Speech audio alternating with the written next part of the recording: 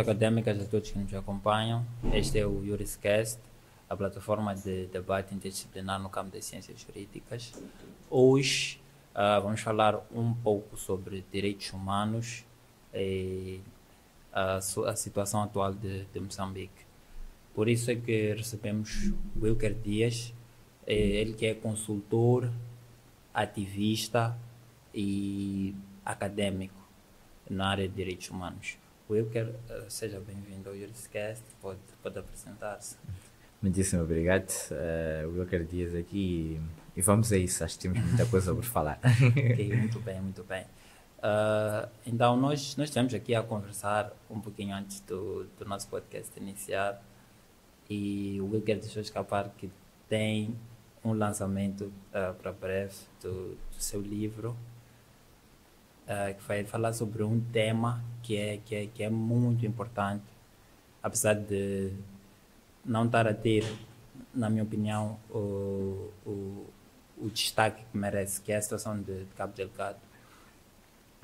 Então, Wilker, eu ia perguntar, porque para quem também não sabe, o Wilker é especialista em segurança. Eu ia perguntar ao Wilker por que Cabo Delgado como foco de terrorismo e não Maputo. Certamente que a primeira resposta vai ser sobre os recursos, mas é importante explicar um pouco mais às pessoas. Bom, é verdade, sim. Vou lançar o meu livro em outubro, no mês de outubro, que será o breviário do terrorismo em Cabo Delgado, que será mais ou menos o resumo do que acontece em Cabo Delgado, que é um assunto que eu já venho acompanhando, fazendo estudos e consultorias já há muito tempo. E a questão porque Cabo Delgado está praticamente na boca de todos, porque Cabo Delgado, não Maputo, não Búzios, por exemplo, que tem gás recém-descoberto, mas existem vários fatores que podem levar a este desenvolvimento de terrorismo. Um deles é o fator localização, além de termos os recursos existenciais lá em Cabo Delgado. Sim. Porque nós sabemos que não é só o gás que está lá, nós sabemos que não é só o rubi que está lá, temos diversas outras matérias-primas ou pedras preciosas, também os recursos naturais, que podem ser muito bem aproveitados. E, fora esse aspecto, é a localização geográfica de Cabo Delgado, em que, se formos a ver, aquilo acaba sendo um corredor que pode ser propenso para o tráfico de drogas, ou até qualquer outro tipo de crime organizado que não esteja relacionado diretamente com o terrorismo. Então, a desestabilização de Cabo Delgado pode fazer com que haja automaticamente um livre trânsito de quando em vez por parte de um e outro ator. E podem ser esses uns e outros atores que acabam, por sua vez, de forma direta financiando o terrorismo. E, se nós formos a ver, o grupo de terrorismo que está lá, o Ansar al-Sunna, que está a vigorar em Cabo Delgado, eles têm uma particularidade, em poucas palavras, que está um pouco relacionado com a relação boa que eles têm com os diversos grupos terroristas existenciais. Isso é bom, mas a questão que se coloca é que será que esses outros grupos terroristas têm capacidade suficiente para abastecer aos próprios terroristas? Porque se formos a ver, quanto é que se gasta em uma hora, em termos de munições, em uma hora de combate? É muita munição. Estamos a falar de um governo, tropas governamentais que podem ter muita munição. Estamos a falar de terroristas que também podem ter muita munição. Essa muita munição não é apenas, ou não deriva apenas do roubo que acontece por vezes às bases militares moçambicanas. Isto também pode ocorrer através de um abastecimento, que são recursos financeiros que são praticamente dispensados para este efeito. E de onde é que vem esse dinheiro? Então, são vários questionamentos que podem aqui ser colocados, mas existe sim essa hipótese grande de termos o tráfico de drogas como um dos pontos essenciais. Não vou dar muitos detalhes porque no livro vem muito bem detalhado, mas se olharmos para a história, para o passado, nós já tínhamos alguns países e algumas organizações que já davam algumas formações nesta questão do crime organizado e principalmente através do corredor marítimo.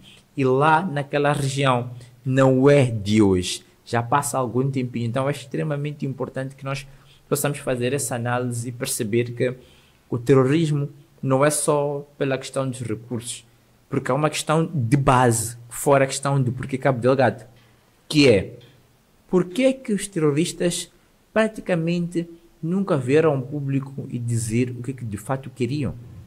Por que é que apareceram uma e outra vez a reivindicar os ataques, mas nunca apareceram publicamente a dizer o que queriam? Há uma vantagem. Quantos anos passam-se do terrorismo? Já passam-se, somos a contar de forma oficial, temos 2017, Samara Matraissoa, 18, 19, 20, então estamos já a caminho dos 10 anos. Mas já ouvimos alguma vez os terroristas a dizerem o que querem? Não. Pode ser que já tenham conseguido, ou estejam a conseguir. Ou até por um lado, o objetivo deles seja apenas esse, destabilizar. Destabilizar para criar um corredor de maior facilitação. E tenho a máxima certeza que existe algum grupo que de certo está a ganhar com isso. Muito bem. Eu acho que mais desenvolvimento sobre o tema só no livro. Exato. Mais será no livro. Então, Wilker, nós acompanhamos no desenrolar, né, da crise pós-eleitoral, que o Wilker esteve muito ativo, não só na libertação das várias pessoas que estiveram presas, mas também intentou algumas ações nos vários fóruns internacionais. Como é que está o andamento dessas ações? Bom, os processos estão a ocorrer. A nível nacional, estamos numa boa fase. Ainda amanhã vamos proceder com a submissão de mais um adicional ao processo, junto à Procuradoria-Geral da República.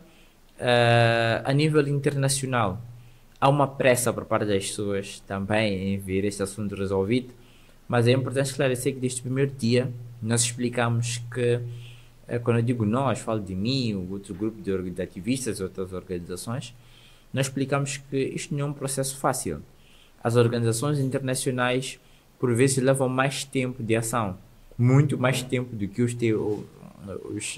os órgãos nacionais, apesar de nós termos pedido em caráter de urgência, atendendo e considerando a diversa situação que o país vai vivenciando nos últimos tempos. Mas os processos estão a andar, pelo que eu saiba, a última informação que eu tinha, que está em fase de a equipa que ia compor a investigação automaticamente deve estar a fazer já a verificação das nossas alegações e para posteriormente tomar-se uma posição. Mas a garantia que nós temos é que os processos estão a ocorrer. A Comissão Africana para os Direitos Humanos, que é sediada em Banjul, está também automaticamente a fazer o acompanhamento da situação.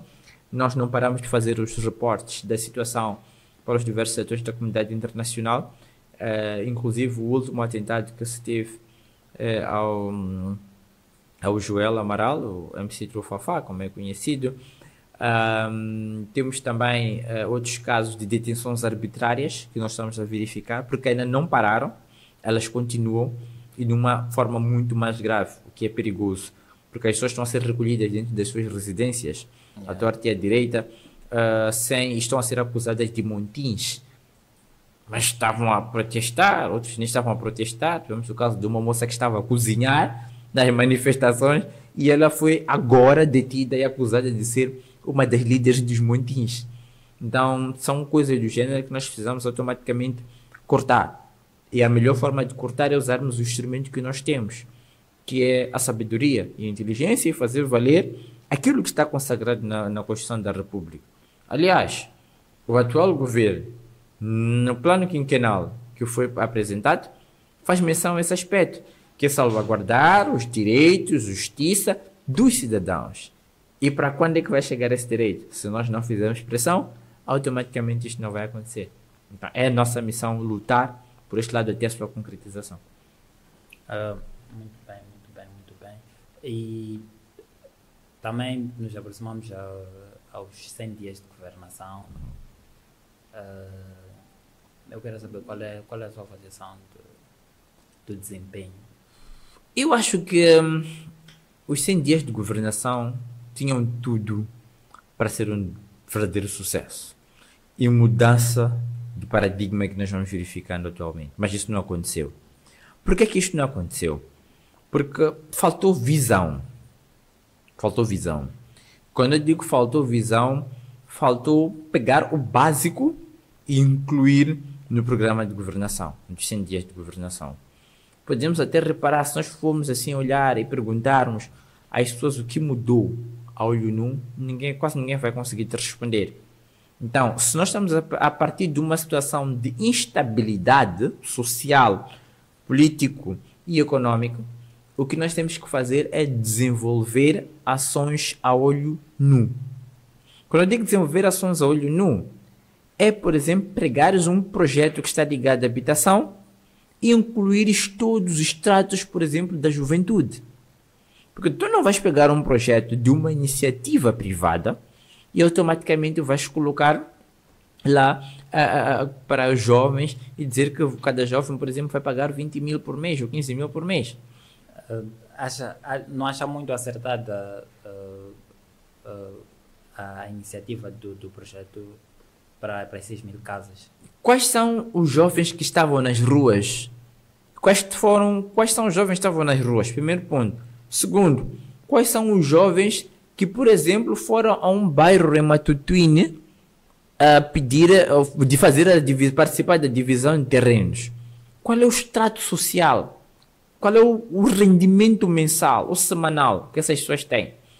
Então, se nós automaticamente não conseguimos ter uma visão de perceber qual é a faixa etária, qual é o extrato social, o que é que essas pessoas de fato precisam, tudo aquilo que nós formos a fazer vai reduzir-se praticamente a zero por vezes. É preciso que nós tomemos em conta essa iniciativa. E vais ver outro problema que vai se criar. É que o próprio plano quinquenal que é apresentado, automaticamente ele eleva de 3% para 7% a inclusão de jovens no processo de tomada de decisão no país. É pouco.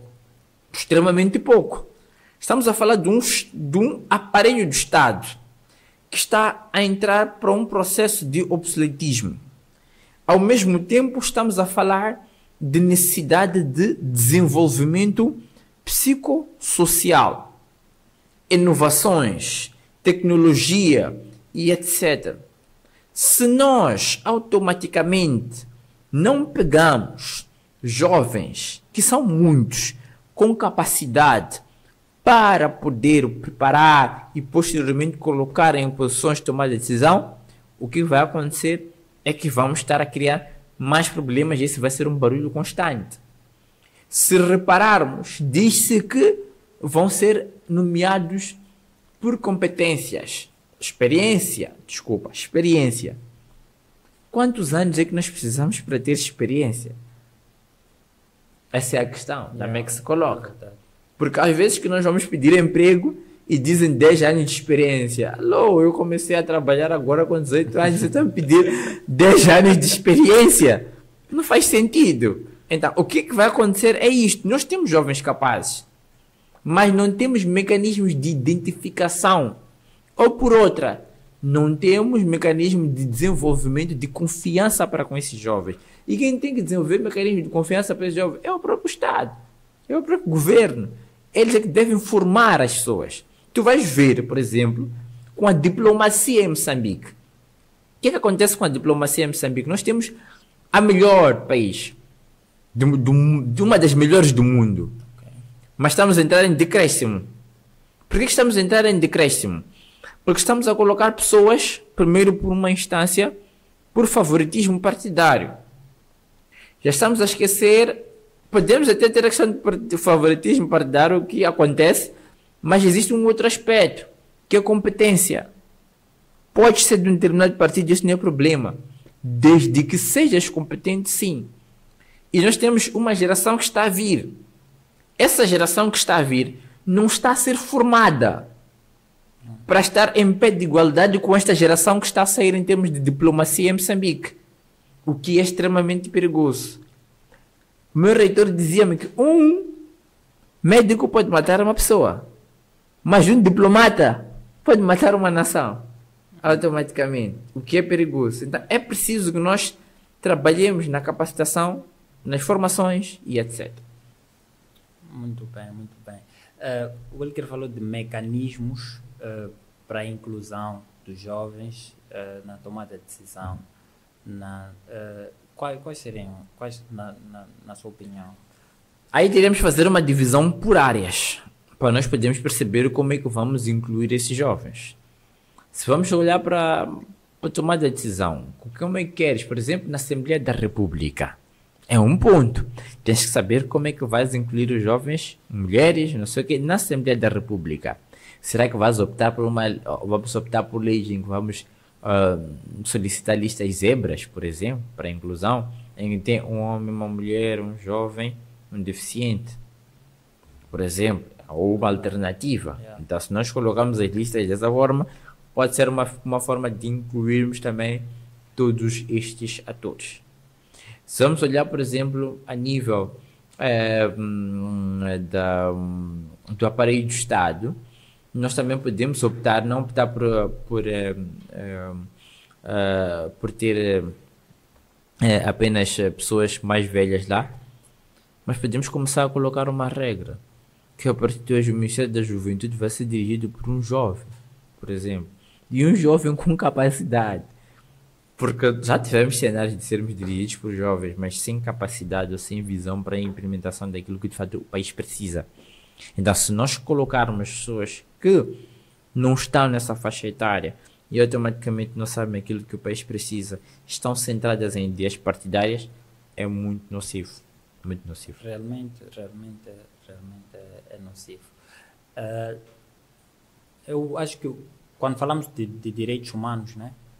Uma das questões que gera muitas críticas é o fato de o discurso atual, né, dos direitos humanos, na opinião de algumas pessoas, não refletir a realidade moçambicana. No sentido das políticas adotadas. Vou dar um exemplo da política de inclusão LGBT. Gera muita controvérsia.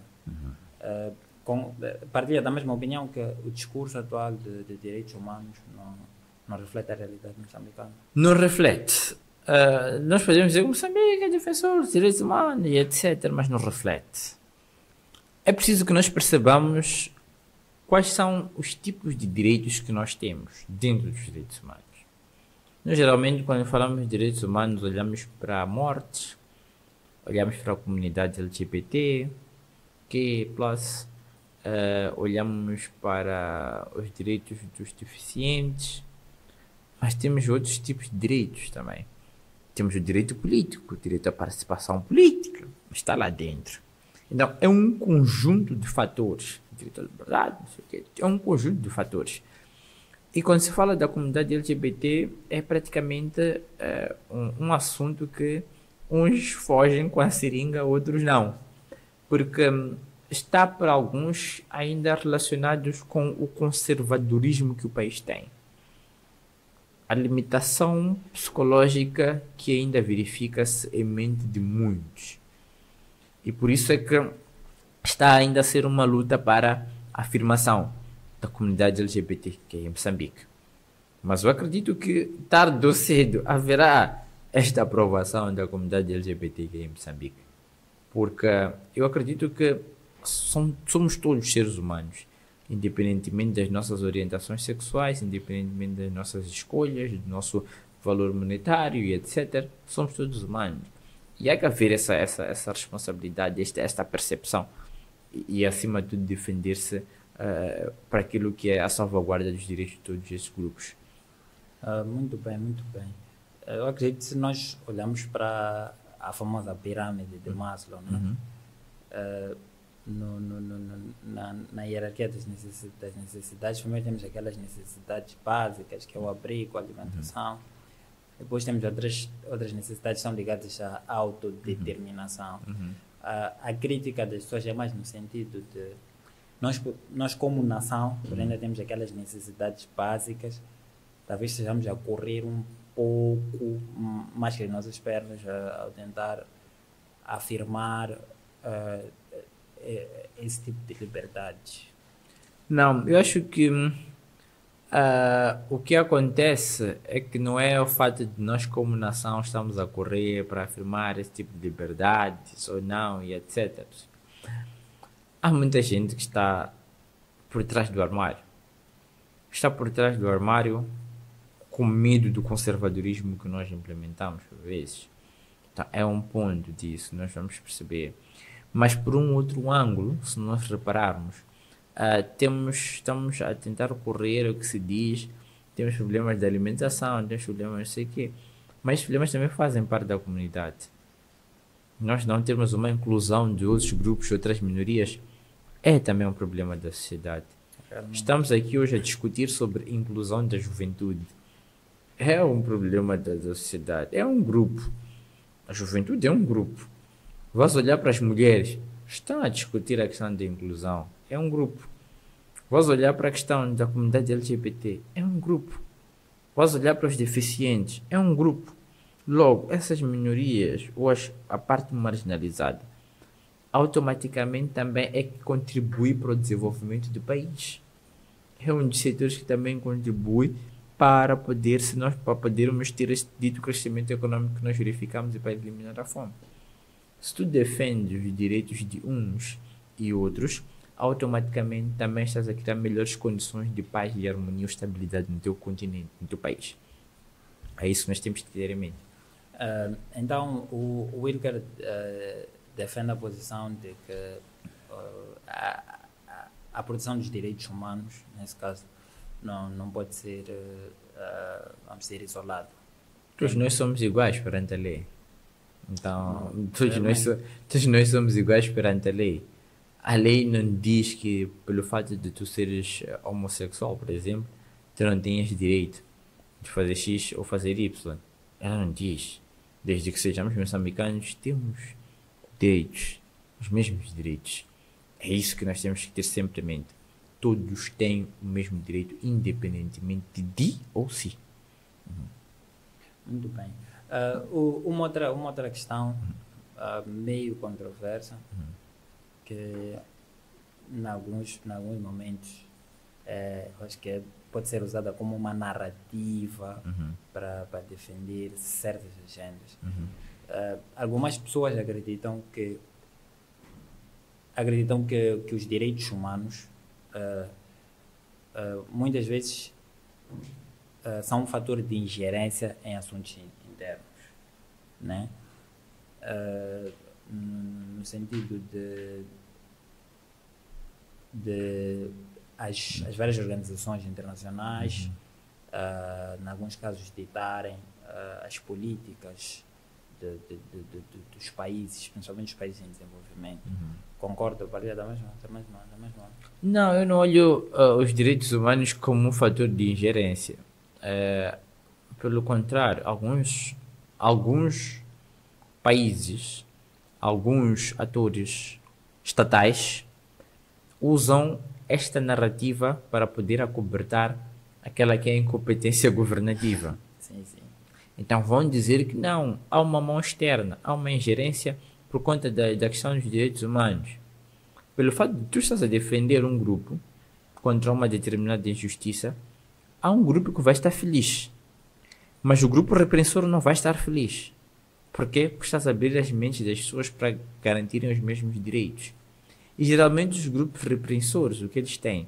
Os grupos repressores, eles têm um objetivo.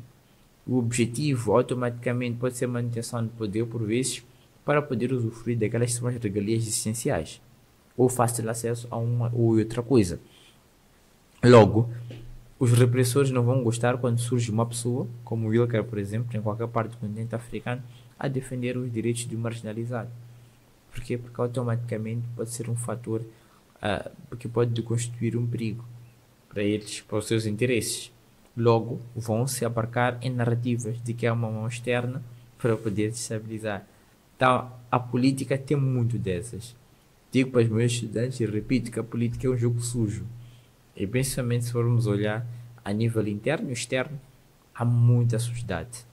E se tu não és uma pessoa com o coração limpo, dificilmente vais conseguir verificar onde é que te sujaram.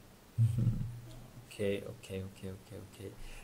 Voltando um pouco para aqui, para Moçambique, nós acompanhamos que num passado relativamente recente, né, tivemos a aproximação do Venâncio Mondlane e o presidente Chapo para um diálogo. Infelizmente, a ata da reunião não foi revelada, mas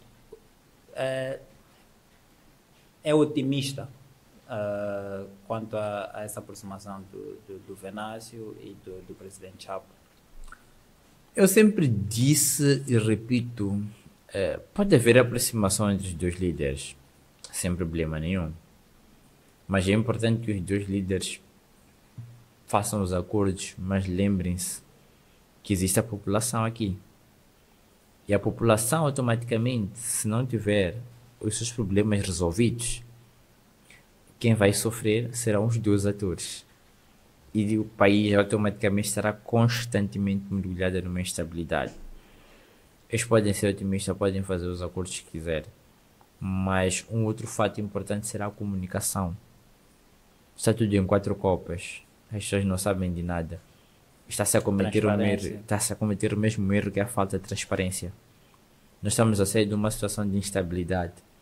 O que matou sempre são esses acordos embaixo do tapete, acordos secretos, encontros secretos, etc. E a falta de comunicação assertiva. Se não há comunicação assertiva, abre campos para especulações. E a abertura do campo de especulações abre também campo para a desinformação. E por vezes, quando há desinformação, pode criar raiva para uns e outros. E por vezes, quando se cria raiva para uns e outros, está-se a abrir um outro caminho para a instabilidade no futuro próximo. E na qualquer oportunidade que se tiver, já também não vai se acreditar nos atores políticos. E isto pode virar um autêntico caos. Tá? É extremamente importante que tenhamos em mente estes aspectos. A transparência na transmissão de informação é muito importante. Realmente, porque 5 anos passam não há Pescar de olhos, sim. E vários ativistas de direitos humanos têm defendido um novo modelo de gestão eleitoral. Eu perguntaria ao Wilker, o problema é o modelo de gestão ou são as pessoas? Os dois. Okay. É o modelo de gestão, as pessoas. Quando eu digo os dois, é só olhares para as diversas áreas que nós temos em Moçambique, diversos setores que nós temos em Moçambique. Temos leis muito boas em algumas áreas, mas peca na fiscalização e no comprometimento para o cumprimento da lei. Se tu não tens uma boa fiscalização, como é que vais cumprir? Podes ter uma boa fiscalização também, podes não cumprir com a lei. Tudo depende também da força de vontade no cumprimento da lei. Verificamos isso nas últimas eleições a 8 de dezembro, em que tínhamos diversos pontos levantados, violações gravosas à lei que até poderiam levar à repetição das eleições. Mas não houve esta abertura, esta compreensão da lei.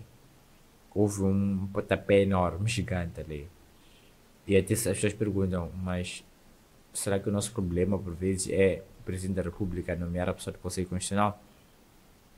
Não. Em Portugal nomeia. O Presidente da República nomeia a responsável do Conselho Constitucional. Mas o que acontece é que há um comprometimento. Tem que saber cumprir. Isso não é isso. Podemos ter leis muito bonitas a reformar tudo.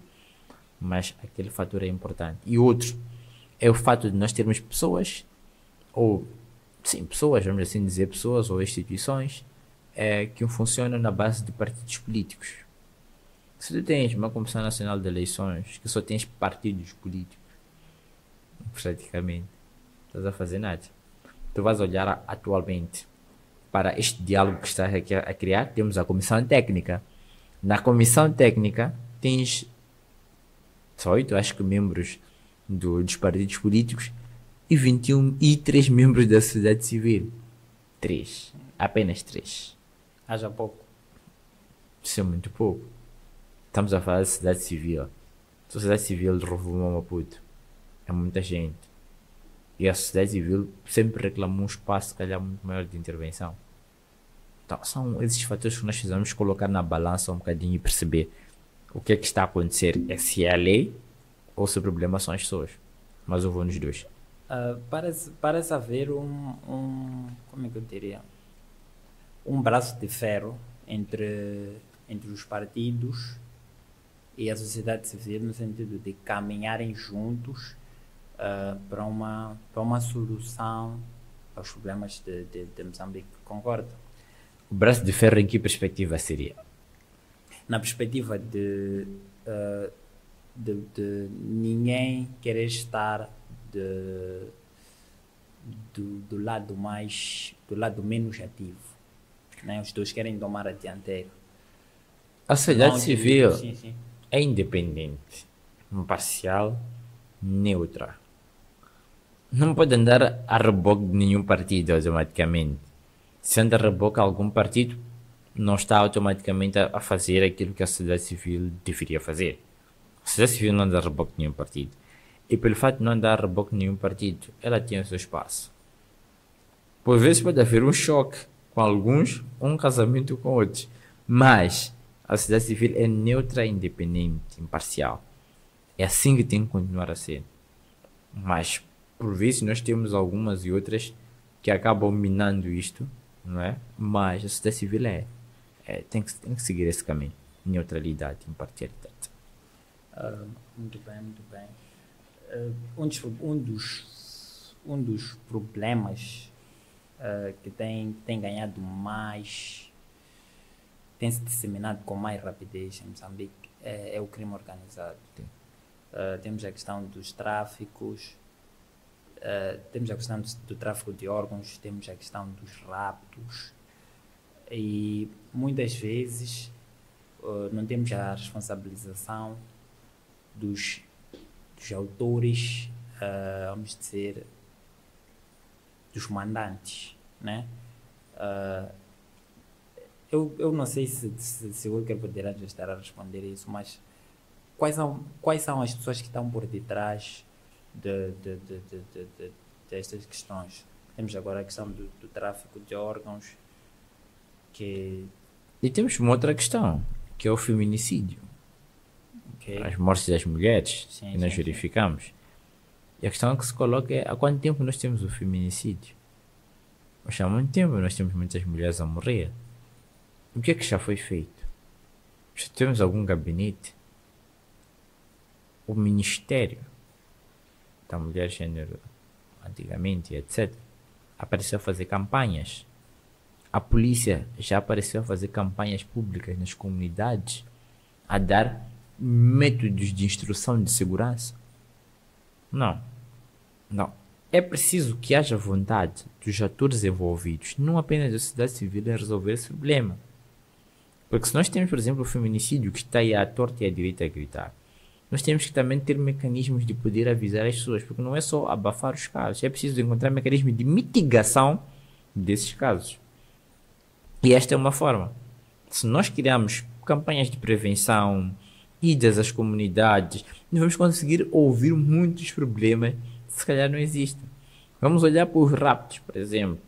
Os raptos também já estão a ser muito tempo reclamados. Já sabem alguns quais são os atores, os principais elementos envolvidos nisso. Mas o que é que nós fazemos? Vamos olhar, por exemplo, para o tráfico de drogas. As pessoas sabem quem são as pessoas. Mas por quê? Porque há uma proteção elitista, há por vezes esta inércia. Porque se há feminicídio por vezes, esse tráfico de mulheres é para poder alimentar também a questão do tráfico de órgãos. E é um negócio já antigo no país. Mas quem fala sobre tráfico de órgãos? Uma boa pergunta. Há quem diga até que certos setores do Estado foram capturados pelo crime organizado. Exatamente. Se nós formos a ver, é isso que acontece. Porque se o Estado não emite ações enérgicas, pode automaticamente estar a incorrer uma acusação de conivência, ou termos atores dentro deste aparelho de Estado de conivência. Se há uma força de vontade, automaticamente tem que se resolver. São essas coisas que deveriam constar no plano dos 100 anos. A semelhança de 100 dias, aliás. Vamos olhar, por exemplo, a questão da corrupção. Crime organizado. O que nós fazemos para essa questão da corrupção? Se formos olhar para o plano quinquenal do governo, irás verificar que tens ali a questão do combate à corrupção, que espera-se alcançar uma percentagem no que diz respeito a isso. mas nós não temos nenhuma percentagem que nós esperamos alcançar de casos resolvidos. Temos casos, sim, encontramos casos de combate à corrupção. Ok, por que não colocam aqui quantos casos vocês vão conseguir resolver? Qual é a vossa perspectiva? Porque isso será muito importante. Então são coisas que parece que não, mas a força de vontade, a visão e a montagem do grupo de trabalho certeiro é a chave para o sucesso. Estaremos numa situação de sensibilização total em relação a essas questões, porque a cada dia está mais normalizado. Nós já nos sensibilizamos muito. Nós já nos sensibilizamos. Antigamente nós sensibilizávamos, era assim, de desviação, usávamos as televisões para falar sobre HIV-Sida, usávamos as televisões e rádios para falar sobre XYZ. Mas nunca vimos publicidade nos últimos tempos ligadas, por exemplo, a fazer com que os jovens não pudessem se juntar a grupos terroristas. Nunca vi.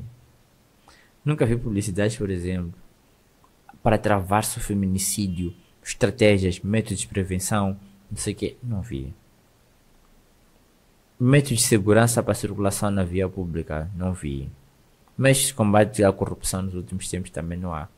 E há algo muito mais grave ainda, que é a falta de educação para a preservação das nossas raízes e principalmente da unidade nacional. Nós estamos aqui a falar de chama, não sei o quê, mas existem elementos essenciais que pautam pela unidade nacional. Quando fala de raízes, a que se refere? As nossas tradições. Vamos olhar as nossas tradições. Falávamos, por exemplo, de se incluir o mandarim nas escolas. Mas por que nós não podemos fazer de forma regional, por exemplo, a inclusão de línguas locais, tradicionais, nas escolas? Tu vais aqui à vizinha África do Sul, tu vês ali as pessoas estão a falar numa boas línguas deles. A África do Sul tem 11 línguas oficiais. 11 línguas. Estão todos a falar na escola e etc, não sei o quê. Vens a Moçambique, vais perguntar a um jovem na rua em Xangana, não vai te conseguir te responder em Maputo, cidade. Dificilmente vais encontrar um jovem que vai te responder em Xangana nos tempos atuais. Por quê? Nós estamos a perder isso. Estamos a perder esses valores. E nós estamos a guardar esse patrimônio. Se dissesses, por exemplo, em Maputo, qual é a língua local que é falada em Maputo? É o Xangana, ok? Vamos incluir o Xangana no currículo. Nas escolas secundárias, na escola primária vão aprender Xangana. Por que não faz isso? Vai a Tete, por exemplo. Qual é a língua que falam em Tete? Pode dizer, por exemplo, Shona. Vou falar Shona, então. Colocas o Shona no currículo também, em Tete. Vais à Beira, em Sofala. De que falam? É Sena e Ndau. Então, se é Sena e Ndau, vês qual é a parte que fala Ndau, qual é a parte que fala Sena, introduzes. Estás a resolver o assunto. Estás a preservar as raízes. Mas estás a importar o mandarim para colocar ali. Por quê? Por causa das doações. Então, há muita coisa. E a questão das línguas em Moçambique é muito importante porque nós como africanos temos a tradição oral, né? E muito conhecimento está nas línguas. Então, se moram as línguas... Mas nós não percebemos isso ainda. Infelizmente. É verdade. O Wilker é especialista em segurança e eu acho que uma das primeiras lições que aprendeu foi que a segurança e a liberdade muitas vezes estão em polos opostos. Para garantir a segurança, às vezes temos que abdicar um pouco da liberdade e vice-versa. Acho que há um equilíbrio aqui em Moçambique, tanto da segurança como da liberdade. Não temos nenhuma nem outra. Não há equilíbrio. Não há equilíbrio. Se queres ter segurança, tens que abdicar da liberdade em Moçambique. Quando falo nisso, olho, por exemplo, sítios que frequentavas antes, se és uma pessoa politicamente disposta, já não podes frequentar, porque podes ser automaticamente alvo de alguma coisa. Morte, atentado. Se queres ser livre, automaticamente tens que abdicar da segurança também. E automaticamente abdicar da segurança, estás também a colocar a tua vida em perigo. Então, não há este casamento, infelizmente. E uma vez mais, eu acho que, perdão, sabe-se o que é que está a acontecer de fato, mas não se cria esse equilíbrio. E uma das coisas é o cumprimento das leis, das normas, que fazem menção à preservação dos direitos.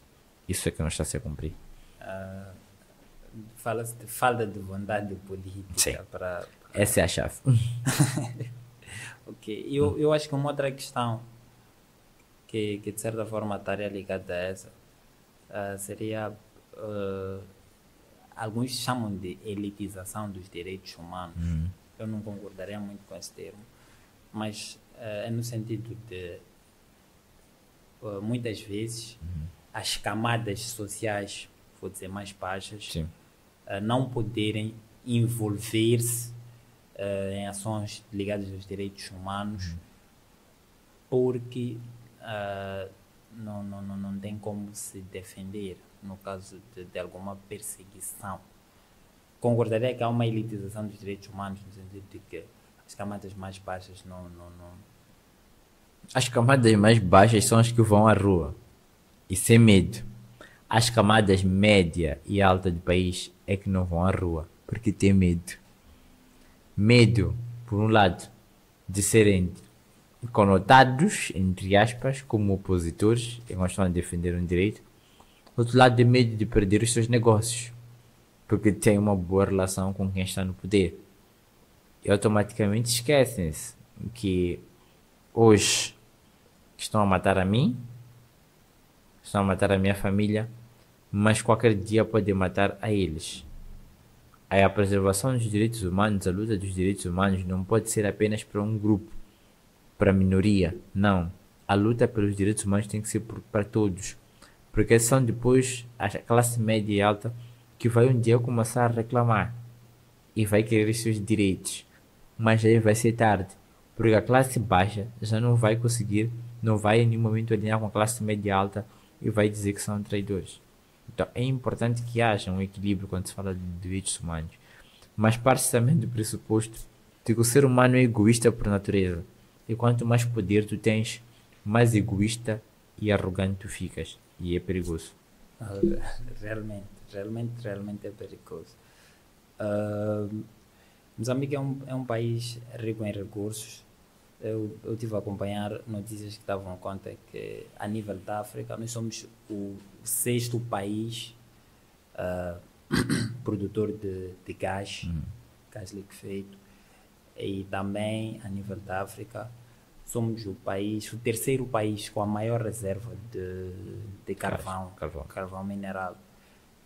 No entanto, essa riqueza toda não está-se a materializar no plano, vamos dizer, no plano concreto, nas vidas dos moçambicanos. O gás já está a ser explorado, vamos dizer, que há dois anos falam-se de receitas na ordem dos bilhões ou 1.000 milhões de dólares, mas não estão a ser concretizados. Onde é que está o dinheiro?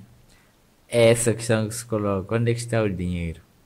O que é imposto para que essas grandes empresas que trabalham atuem em Moçambique possam, por sua vez, fazer algo que beneficie o povo? Essa é uma das grandes questões. Mas é também por falta de estratégia que é vigorada pelos governos. Se os governos dizem que para a implantação de uma mina de carvão, por exemplo, de exploração de carvão, deve ter escolas, pontes, casas, não sei o que, mercados inaugurados pela empresa. Vamos começar a sentir um pouco na componente social. E o dinheiro, obrigatoriamente, a percentagem vai servir para isto. E cumprir-se. Verificaríamos o desenvolvimento. Mas nós não temos isto. E não sabemos para onde é que vai o dinheiro. Talvez o governo vai poder nos responder melhor. na próxima edição de esquece. Teremos alguém do governo. No entanto, nós temos o presidente Chapo recentemente a falar de uma renegociação dos contratos dos megaprojetos. Vê isto com otimismo ou nem por isso? Eu não sei ao certo se isso poderá se concretizar. porque nós estamos numa situação conturbada do país. É o terrorismo que está a verificar-se, por exemplo, quando se olha para os megaprojetos em Cabo Delgado, é o terrorismo que está lá, eram as incertezas se a Total voltaria ou não, eram as outras empresas também que estavam nessa incerteza. Então, quando é assim, é um pouco complicado, pode não ser um contexto muito favorável para a negociação sem que haja estabilidade. É preciso que haja estabilidade, mas também não podemos ser pessimistas em tudo. É possível que haja alguma reversão, sim, porque os recursos são no nosso território. E também pode-se usar essa base de argumentação e afirmar-se que os recursos existenciais de Moçambique, a percentagem que o país ganha é pouca e precisa ser aumentada para poder suprir necessidades básicas que os grupos que estão a reclamar precisam. Então é neste canal, este caminho que se calhar pode-se olhar essa questão da renegociação dos grandes contratos. Muito bem, muito bem. Então vamos esperar, né? Para ver, Não temos outra solução? para ver qual seria. É isso. E o Wilker já representou Moçambique muitas vezes além fronteiras, em missões diplomáticas e por aí fora. Mas fala-se também eu acho que o Wilker tem uma visão mais próxima, né, para essa questão. Fala-se de uma fragilização da diplomacia africana. Diz que a diplomacia africana não tem expressão. Tá, tem expressão, Tem. muita expressão. Mas o que acontece é que nós estamos a perder os grandes quadros para a reforma. E nós estamos a capitalizar os novos quadros que hão de vir. O que é extremamente perigoso. É isso que nós temos que fazer, porque a nossa diplomacia em Moçambique é forte. Em alguns outros países de África também é forte. Mas se nós não optarmos pela transmissão de notas, histórias, livros, até feito por esses diplomatas que passaram por essas grandes instituições, corremos o risco de automaticamente não estarmos a ter um grande futuro como passado. Vais reparar que nos tempos a fazer o curso de Relações Internacionais, tanto na universidade pública ou privada, era um sonho. Mas hoje procura ver qual é o nível de concorrência às universidades públicas e qual é o nível de adesão nas universidades privadas para o curso de Relações Internacionais. É reduzida. Por quê? Porque não está-se a transmitir o conhecimento, a importância do curso. É perigoso se tu não estás a formar pessoas desta área para aquilo. Porque as pessoas não sabem, mas fazer o curso de Relações Internacionais, ela abarca várias áreas.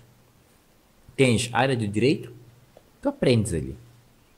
Tens a área de funcionamento de sistemas internacionais, tu aprendes ali. Questões culturais, tu aprendes ali. A psicologia, aprendes ali. Vais olhar para a questão das línguas, negociação, está ali. A relação entre os diversos atores está ali.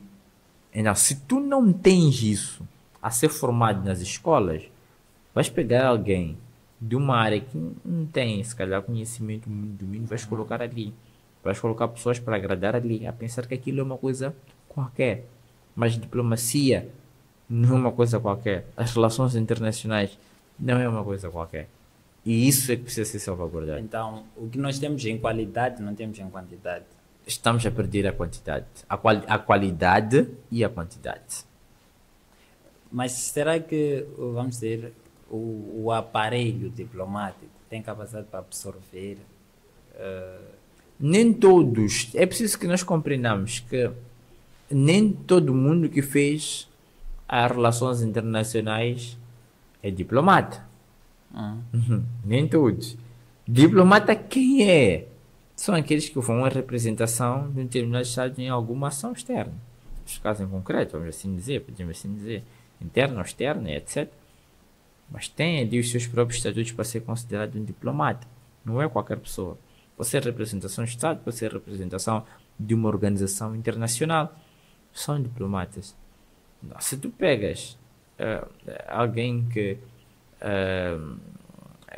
fez curso de relações internacionais, colocas a trabalhar numa outra instituição, por exemplo, que não seja uma organização internacional ou um Ministério dos Negócios Estrangeiros, essa pessoa pode dinamizar muito bem a sua empresa. Relações públicas, comunicação, questão da assessoria política, mesmo até algumas componentes administrativas, porque o técnico de relações internacionais está pronto para tudo. Está pronto para pegar várias áreas, está pronto para tudo. Não se limita apenas em ser diplomata. É isso que nós temos que capitalizar. Ok. Eu acho que poderíamos recuar um pouco, né? O Wilker avançou que tem processos a correr, não só fora, mas também aqui em Moçambique. E talvez a principal barreira, assim em termos teóricos, para os processos aqui em Moçambique é o fato de vou fazer uma analogia, o árbitro ser ao mesmo tempo o jogador. É aquilo que nós chamamos de separação de poderes no papel, mas na vida real não. É uma das coisas que muita gente reclamava já há muito tempo. Mas mesmo assim nós submetemos isso. Por quê? Porque nós acreditamos que os órgãos de justiça vão fazer a sua parte. Acreditamos que os órgãos de justiça vão responsabilizar os atores que perpetraram essas mortes. Porque tivemos muitas mães, muitos pais, muitas namoradas, mulheres, maridos e etc. que perderam os seus membros nas manifestações. A dor dessas famílias, as pessoas não imaginam, não fazem ideia. Para nós que defendemos essas pessoas, também os outros não fazem ideia. Como dizem, a areia só dói quando está nos teus olhos. Nos olhos dos outros não dói. Então é o que acontece nesse caso em concreto. E nós acreditamos, é uma prova de verificação também. Se temos de fato separação de poderes, filhos enteados, ou somos que nem aquilo que a Constituição da República diz, iguais que nem todos. Porque eu acho que chegou uma fase em que os nomes viraram números. Já não esquecemos que por detrás daqueles números ali temos nomes. Temos famílias, que temos mães que choraram pelos seus filhos. Choram até hoje. Até hoje. Te confesso que é uma das coisas que me tira muito sono. Que é o fato de termos... Eu fico com um sentimento de injustiça muito grande. A injustiça, para mim, é pelo fato de nós termos pessoas que perderam a vida e os que deveriam automaticamente ser responsabilizados ou os que deveriam responsabilizar não estão a fazer. Estão mais importados com os bens materiais. Estão mais preocupados com os interesses políticos. Isso é que me dói mais. Deveria ter se aberto um processo investigativo há muito tempo. Não esperar que um Wilker fosse fazer isso. Há mães que estão eu digo que há mães que estão a chorar. Há esposas que estão a chorar. Há irmãos que estão a chorar. E não há nenhuma empatia quanto a isso. Isso é que mais me dói. Porque para mim não basta dizer que eu sou defensor dos direitos humanos. O que eu estou a defender? A justiça. E sem alcançar essa justiça, não vou descansar. Podem demorar 20 anos. Mas sem eu conseguir alcançar essa justiça, eu não vou descansar. Porque as imagens ainda estão aqui na minha cabeça, circulam todos os dias, dia e noite. Os gritos, os choros que eu escutava ao telefone ainda estão aqui dentro de mim. E é uma coisa que dificilmente eu vou tirar. E se eu for a tirar, será no dia em que eu ver as pessoas nas quais eu submeti o processo a responderem. Esse para mim será o dia do alívio. Será o dia que eu vou conseguir apanhar sono. Sem isso acontecer, eu não vou conseguir. Te confesso. Porque abateu-me muito psicologicamente o fato de sentir a falta de humanidade nas pessoas. Tratamento às pessoas como se fossem simples plantas, ou até que plantas são bem melhores cuidadas, mas como se fossem capins. Os atropelamentos, os disparos. Eu até perguntava, vocês têm família, que as polícias têm família? porque aquilo não é normal. Então, são coisas que nós devemos colocar a mão na consciência. E alguns até criticam, não, a luta se calhar é para ganhar visualizações. Não, a luta é para a minha paz. A luta é para a minha paz, porque se eu assumir a responsabilidade de defensor, tenho que defender. A embaixadora dos Países Baixos, Elizabeth, quando ofereceram o prêmio do Tulip Award como o ativista do ano. Que foi aqui em Moçambique? Aqui em Moçambique, sim, mas a cerimônia central foi na Holanda. Foi no Reino dos Países Baixos, não foi em Amsterdão, foi em Haia. Ok. Onde está sediado o tribunal? O Tribunal Ok. Penal Internacional. Eu disse a ela que é uma responsabilidade acrescida para defender as pessoas e lutar pelo povo. E é isso que eu estou a fazer. Eu senti como uma responsabilidade e eu ainda tenho essa responsabilidade. Por mais que digam para mim, não, tu não podes levar as dores dos outros, não sei, que cada um tem a sua missão. A minha missão aqui é ajudar as pessoas. Então, a luta é esta. Muito bem. Acho que tem que reconhecer a sua persistência e entrega à causa dos moçambicanos, porque o Wilker está na linha da frente, né? Dessa questão dos direitos humanos, e teve que abdicar teve que abdicar de muita coisa. Inclusive da família. Não é fácil, né? Aquilo que nós dizíamos, segurança, liberdade. Exatamente. Não andam em comunhão. E casa-se aqui. Se tu és um defensor na mesma órbita que eu, tive que viver pela primeira vez, ter o Natal, o final de ano, longe da minha família. Questões de segurança. Tive que fazer 1000 coisas longe de XYZ, questões de segurança. Então, e agora vivo assim, longe de XYZ, com questões de segurança. Então, é mais ou menos por aí que há essa relação entre a segurança e a liberdade. Há uma disparidade muito grande, uma distância muito grande. É um sacrifício enorme. É um sacrifício enorme. Nós caminhamos para o final da nossa conversa. Foi uma hora tremenda receber ao Wilker. Muito obrigado. E, tem algumas considerações finais? Então, apenas quero agradecer.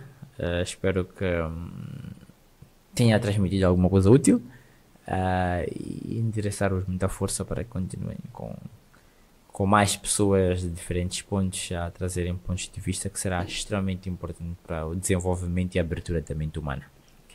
Essa ficou o apelo aqui do Wilker. Então nós nos despedimos de mais uma edição do Juriscast e continuem a acompanhar para mais direito.